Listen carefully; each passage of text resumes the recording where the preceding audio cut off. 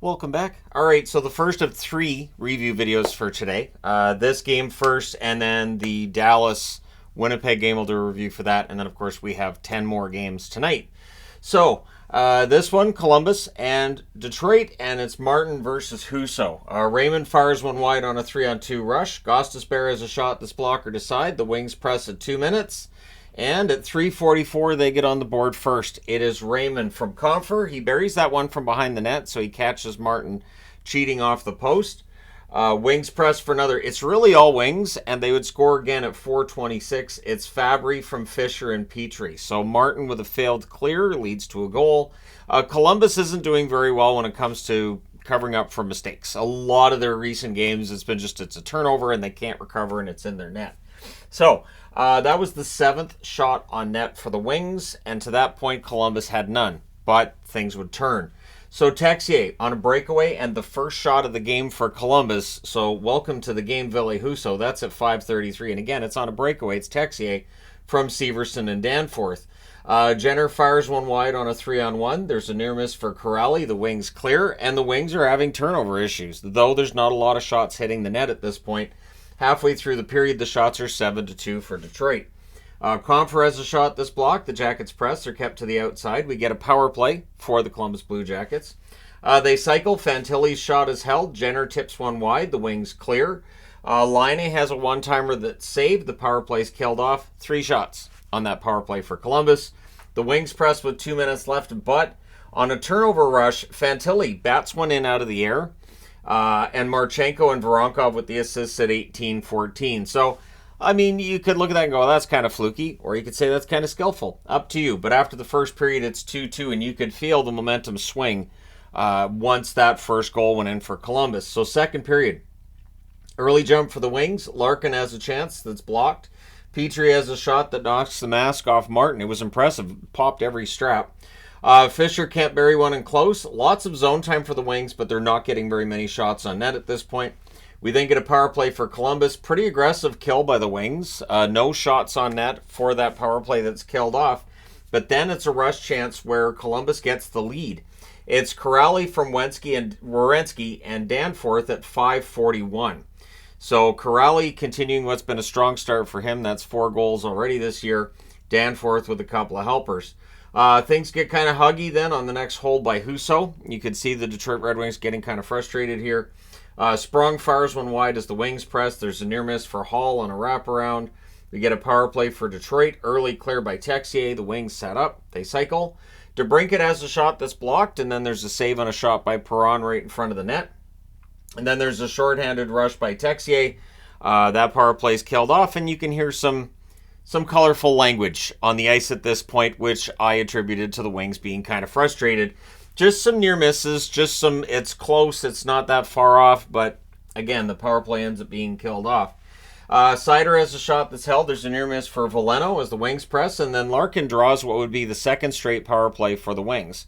The second straight one as well that Larkin drew. So Larkin doing a good job of generating that, even though he doesn't have a point in this one today. Sillinger clears. The Wings can't get set up. Gostisbehere fires one wide from the slot. It's killed off, and I didn't think it did anything to turn the momentum at all. If anything, it should have gone to the feet of the Columbus Blue Jackets. Wings press after. Kopp has a shot that's saved, and turnovers in the offensive zone at this point are hurting Detroit. Both teams had moments during this game where they would make turnovers that, honestly, I thought both teams played kind of sloppy. And both teams are going to have a lot to work on going to the next game. But DeBrincat at 16:01 scores kind of out of nowhere. Petrie goes in, gets the puck, gives it to DeBrincat, and he wires it. That's his 10th and his first goal in 8 games. Wires that one from in close. The Wings then look for the lead. A little bit of a shift here. Werenski has a screenshot that's saved, but then at 18:19, it's another turnover by Columbus, and it's in the net.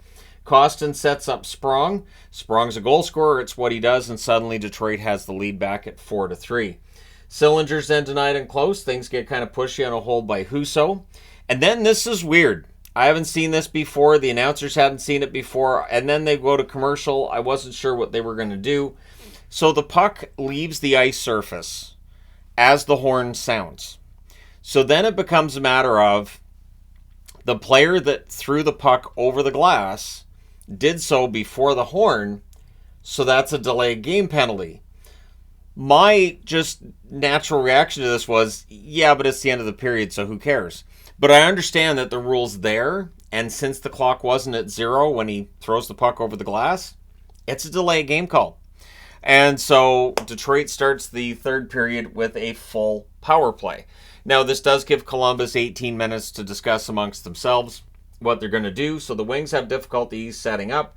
Sprong would end up hitting the post, but that's killed off. And then at 2:33, so 33 seconds after that's done, puck deflects off the boards. It looked like it went off Martin and in. At last I looked, it's still credited to Fabry. I don't know if it's Fabry's goal. If not, Wallman gets the goal. It just, from the point, deflects off the boards. You could see it hit Martin and go in. Fabry's right there. It's possible it went off Fabry's skate or stick. So Fabry from Wallman's the official scoring play at 2:33. And again, Fabry may not have touched it. That goal might be changed to Wallman. Might be changed to Wallman by the time this video goes live. Veleno was a net drive that save. Texier to Danforth gets blocked. I thought Texier was good today. I thought it might have been his best game this season. Danforth then has a shot blocked as well. Blue Jackets press at 5 minutes. Things get pushy on a hold by Martin. Fabry blocks a Laine one-timer. That looked like it hurt because it's a Laine one-timer. Jackets draw a power play. They cycle. The Wings clear. They kill it off. But shortly thereafter, Patrick Laine with goal number 200 in his career. He scores at 11 minutes and 30 seconds. Wires it top shelf. That's on a turnover. And so for Laine in his return to action, he gets the second goal of the season. And again, the 200th of his career. Kudos to him for reaching that milestone. But the shots on net with 5.5 minutes left are 8-2 for Detroit. That would change, though. There's a post for DeBrincat. The Jackets fail to clear. Corrali then has a turnover chance. That's held. The Jackets press. The Wings block.